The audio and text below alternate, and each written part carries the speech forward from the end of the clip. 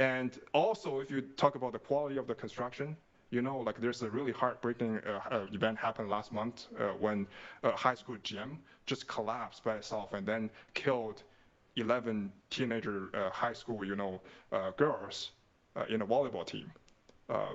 It's a city like pretty close to my hometown in northeast, China, and people were buried alive and died.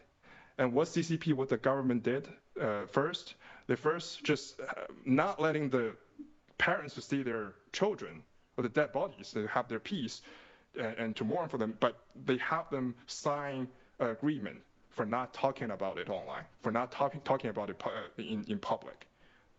They had to promise that they don't talk about the event before they can actually go see their children. That's the atrocity. That's the brutality is happening all the time. If you look at, and they purchased those tofu drag buildings, right?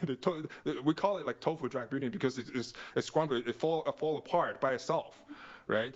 And that's what the people get. And now those companies just go bankrupt. And then the reason why I talk about financial crisis in the larger scale, and I said it's going to be worse than 08, worse than Lehman Brothers, going to be worse than Japan in 90s, is because if you look at the real data, if you look at the ratio, if you look at the value of the real estate at its peak versus the GDP, like in 08, it's only 3 times, and in Japan, like 90s, it's only like 2 times, a little bit more than 2 times, I think.